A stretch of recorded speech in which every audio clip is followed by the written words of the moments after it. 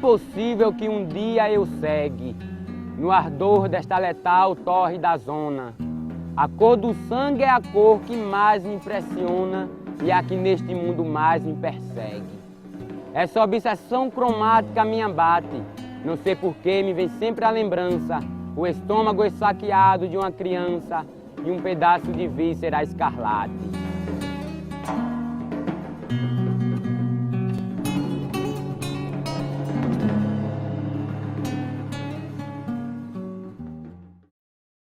De volta com o programa Impressão aqui pela TV Assembleia, um programa especial para tratar dos 100 anos de morte de Augusto dos Anjos, que completa agora aqui no dia 12 de novembro deste ano.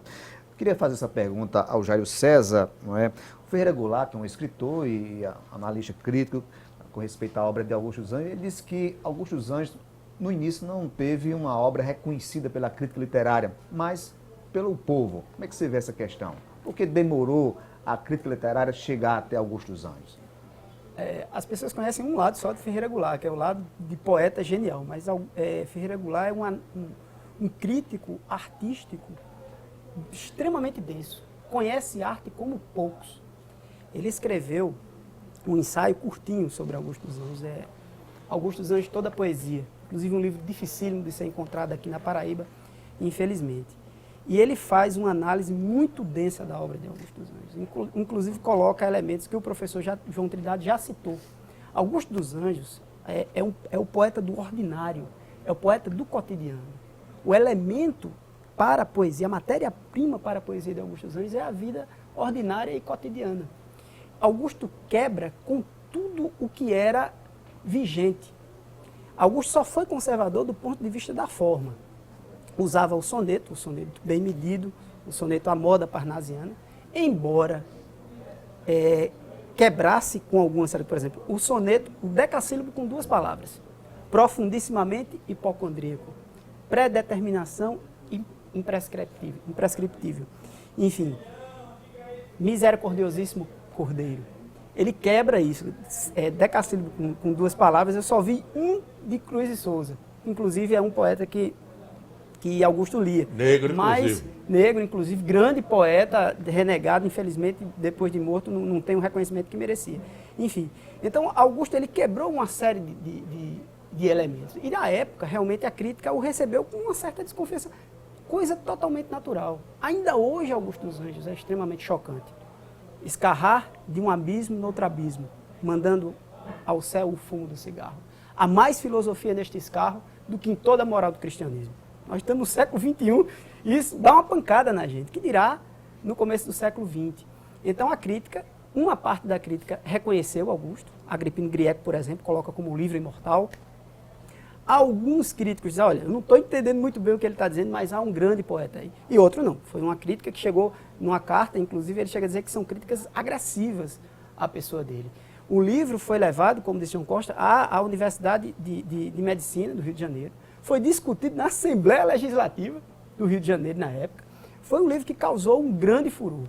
E, de fato, o povo foi que resgatou Augusto. A primeira edição de 12 foi um fracasso, ficou encalhada. Em 22, Jorge Soares provocou uma segunda edição. E, a partir da terceira edição, que é de 28, aí sim, vendeu 1000 livros em 15 dias. Imagina o que é em 1928, vender 1000 livros de poesia em 15 dias. Se tornou um best-seller. E hoje, e foi realmente o povo que resgatou Augusto dos Anjos do ostracismo, apesar dessa linguagem hermética, desse temário não tão comum. Mas, enfim, foi um poeta que antecipou, como disse João Costa novamente, o modernismo. Eu chego a me perguntar, se Augusto dos Anjos fosse carioca, talvez o modernismo não tivesse nascido em 22, e sim em 12. Talvez, se a insurreição de Canudos, descrita no sertão de Euclides da Cunha, fosse no Rio Grande do Sul, talvez o modernismo brasileiro tivesse nascido em 1910. Enfim, são questões que devem ser discutidas. Ok. João Trindade. Ele falou da questão, por exemplo, da influência de Cruz e Souza, né? Eu queria, como eu já dissera há pouco, né? A poesia de Augusto tem um sincretismo muito grande e relativamente à influência de Cruz e Souza, bastante, né? Porque os simbolistas, na verdade, é que pela primeira vez incluíram o modernismo, ou melhor, incluíram o surrealismo. Não havia esse nome ainda, mas eles incluíram já. E que, aliás, já tem na própria poesia de Augusto dos Anjos esse surrealismo, não com o nome de surrealismo, que vai ser, vamos dizer assim, registrado, entre aspas, depois. Eu queria só mostrar quais os caracteres da poesia de Augusto, numa espécie de resumo, né? Então, nós teríamos a poesia de Augusto. Primeiro, uma linguagem científica, um sincretismo, uma mistura de tendências, né, de várias escolas, né, do simbolismo, do parnasianismo, do próprio naturalismo, né, e alguns traços que ele trouxe do romantismo, mas não do jeito que era no romantismo. Por exemplo, essa questão da obsessão pela morte. Lá no romantismo, a morte era observada como algo puramente espiritualizado, né? Aquele sentimentalismo romântico. Augusto não. Augusto, a visão da morte dele é uma visão científica, é a deterioração da carne, né? Então já o verme, este operário das ruínas, que o sangue podre das carnificinas come e a vida em geral declara guerra, anda a espreitar meus olhos para roê-los e há de deixar-me apenas os cabelos na frialdade inorgânica da terra. Então, muita gente se confunde. Não, isso é o mal do século. Não, tem nada a ver com o mal do século romano. Claro que houve, sim, uma influência dessa ideia de morte que vai existir sempre na poesia, porque a nossa literatura é muito ligada à tragédia grega, né? O nome já diz tudo, tragédia grega. Então, a poesia de Augusto, se a gente pudesse resumir, o que não é possível, mas façamos uma coisa didática, né? Teria, no caso, a linguagem científica, não é? O pessimismo extremo, né? E essa modernidade, uma musicalidade tremenda, que é o que a faz popular. E só para não falar muito, né? Eu já falei demais na última intervenção, a questão do pessimismo. Que muitos, inclusive autores paraibanos, né, acreditam, que isso demorou muitas pessoas crendo nessa mentira, acreditam todo o pessimismo da poesia de Augusto dos Anjos a um amor que ele teve que não foi correspondido, ou melhor, foi correspondido, mas os pais não queriam, né? Isso existiu realmente, esse amor. Mas, na verdade, o pessimismo de Augusto, não há dúvida que foram as influências científico-literárias, né? As influências dos cientificistas da época, como Spencer, por exemplo, e, sobretudo, em termos de literatura, de Schopenhauer, que é o filósofo mais pessimista do mundo, e do poeta Baudelaire, poeta francês, cuja poesia também é bastante pessimista. Agora, é óbvio que nós não podemos afirmar, mas é evidente que houve um fato na vida dele, biográfico, que deve ter influenciado para a descrença dele no amor. Ele diz, não serei capaz de amar mulher nenhuma e não há mulher nenhuma capaz de amar-me. Ele namorava uma moça que era uma espécie de empregada do engenho e a família não queria, né? Até afastaram-no do engenho Pau d'Arco para outro engenho que a família tinha, mas ele continuou namorando essa menina. E ela na verdade, o relacionamento foi muito grande, né? E não se pode provar, mas sabe-se que ela teria engravidado dele, né? E mandaram, isso aí é verdade, né? Mandaram dar uma surra na moça, que ela morreu, né? Consequentemente com o filho. Então, claro que isso deve ter influenciado no pessimismo da obra dele, mas não foi isso a razão do pessimismo da obra dele. Ok, eu creio que o Jair César pediu aí a oportunidade para falar, eu acho que ele não concordou muito aí com o professor. Com relação à morte em Augusto dos Anjos, né? Augusto tem a pecha de o poeta da morte, mas a morte em Augusto dos Anjos, ela nunca é definitiva. Essa é uma frase, inclusive, de Luiz Augusto Crispim, numa mesa redonda que participou comigo na Academia Paraibana de Letras. A morte em Augusto, e isso está no livro que você já citou de Ferreira Goulart, é um fato cotidiano, material e necessário. A morte, em alguns momentos, chega a ser libertação. Tem um verso dele que diz assim: as minhas roupas, quero até rompê-las. Quero, livre das prisões carnais, viver na luz dos astros imortais, abraçado com todas as estrelas. Tem um ensaio que está no livro A Heterogeneidade do Eu Singular, de Liláslia Leão, é doutoranda. E ela trata, o título do ensaio é Que Morte é Essa em Augusto dos Anjos? Ela trabalha com dois teóricos franceses, o Philippe Arrier, que no livro A História da Morte no Ocidente, ele chama a morte selvagem e a morte domada. Ele diz que até a Idade Média a morte era domada. Como o natural e o sobrenatural conviviam muito harmonicamente, a morte era aceitada com naturalidade, como um fato cotidiano. Depois da Idade Média, a morte passou a ser questionada. A revolta pela perda dos entes queridos, o culto ao luto. E no livro O Homem e a Morte, de Edgar Morin, ele coloca a morte como, aí sim, a morte como um fato cotidiano, natural. E o que morre é o indivíduo, e não a espécie. Ok, muito bem. Depois eu volto para João, só para o João Trindade, professor, só responder a adenda, depois João Costa. Complementando rapidamente o que ele falou, muito interessante inclusive, essa é a visão científica da morte, né?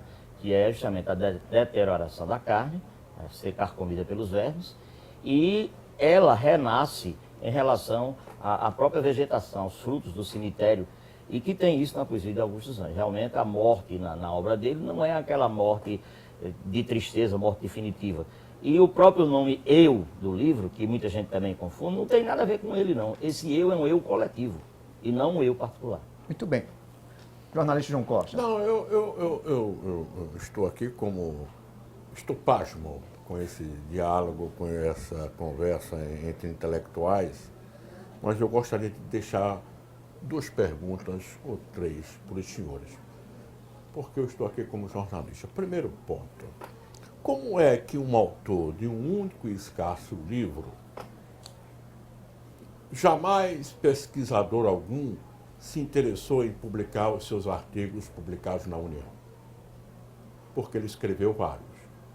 Ele escreveu na União. Porque a gente conhece Augusto por conta da poesia e não por conta da prosa. Se bem que ele havia dito, não sei aonde, também, que a prosa era coisa menor.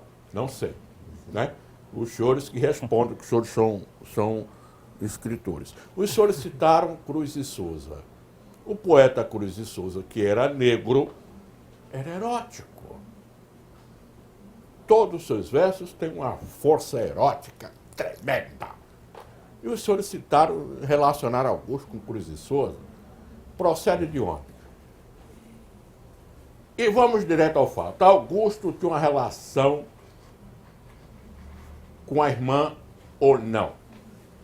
Havia uma relação entre irmãs, entre ele e a irmã ou não? Essa é uma questão que algumas pessoas, não sei quem interpretou isso e nem sei onde está escrito, mas como jornalista eu faço a pergunta. Tá bom, posso começar? Pode. Depois o colega. Olha, vamos por partes, né? Como diria o estripador. A primeira parte. Quando você se destaca muito, é um gênio, porque uma coisa é você se destacar, outra é ser gênio.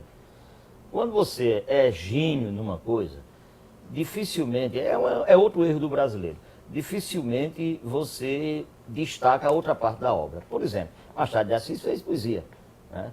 Pouca gente conhece o lado poeta de Machado de Assis, porque ele foi tão genial no romance e no conto, que o outro lado ficou esquecido. Por exemplo, as crônicas de Machado de Assis são fundamentais, são maravilhosas, pouca gente fala. O caso é Augusto. Augusto foi um poeta tão exímio, foi tão perfeito, que a prosa dele ficou para segundo plano. E aqui para nós, aqueles artigos que ele escrevia aqui no Jornal da Paraíba realmente não condizem, porque são coisas diferentes. A literatura pura é uma coisa e artigo é outra coisa. Pode ter toques literários ou não.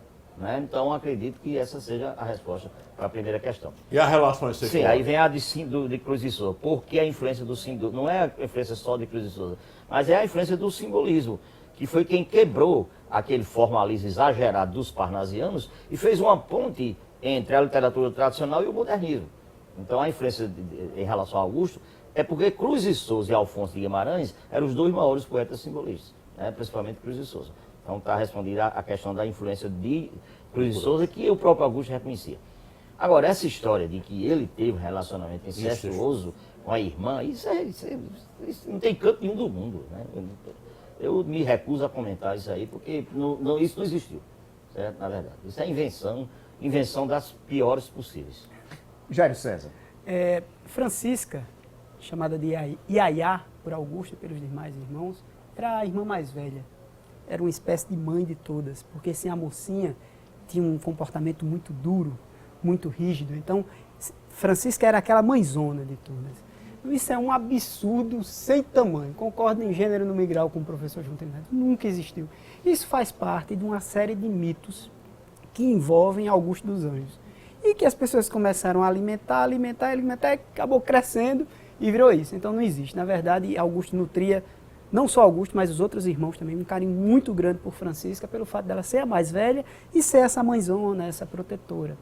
Enfim, com relação a Cruz e Souza, também concordo com Trindade. É muito mais do simbolismo, a musicalidade do simbolismo, o ritmo do simbolismo. Muito embora Augusto tenha respeito por Cruz e Souza, cita Cruz e Souza, tem um epígrafezinho, ri, tristíssimo palhaço, ri coração, enfim. Do romantismo, eu acho que Augusto se volta muito mais para o romantismo americano do que para o romantismo brasileiro. Sobretudo para um escritor especial chamado Edgar Allan Poe, que ao lado de Shakespeare eram os escritores preferidos de Augusto. Shakespeare e Poe. Então, se você pega, eu acho Poe, a poesia de Augusto dos Anjos muito mais próxima de Poe do que do próprio Baudelaire. Então ele se inspira muito nesse romantismo, não o romantismo brasileiro, mas o romantismo americano. Augusto era um poeta. Há casos em que você é muito bom poeta e muito bom prosador. Isso é raro. A prosa de Augusto era extremamente hermética, muito mais do que a poesia. Ela chegava a ser incompreensível para todo mundo. E ele, como o professor Trindade falou, ele era tão genial como poeta que o que ele fez caiu em segundo plano. Mas Augusto, ele tinha outros lados. Ele tinha o lado humorístico, o lado galanteador, que é no Non é var. Esse sim tem registro, né? Ele escrevia sobre pseudônimo, era o Chico das Couves, quando ele era humorístico, e o Tales de Mileto, quando ele queria ser galanteador. Inclusive ele tratava as mulheres como sílfides impolutas, miniaturas de deusas gregas. Então é um lado também da poesia de Augusto dos Anjos que é pouco conhecida, que é a do jornal Non é var. O que vem a ser a miséria anatômica da ruga? Estamos envelhecendo? Exatamente, é a metáfora para o envelhecimento. Quando você começa a ter ruga, você começa a perceber que não é nada. Começa a ver a miséria do envelhecimento. Uhum. Né? É uma miséria anatômica, quer dizer, é o sinal de que a gente não vale nada e que vai se deteriorar no futuro. O corpo físico como limitador, sobretudo. Ok, nós estamos hoje com o programa especial Impressão, falando sobre os 100 anos de morte de Augusto dos Anjos. Nós vamos a mais um intervalo e voltamos daqui a pouco. E você não sai daí, a gente volta em instantes.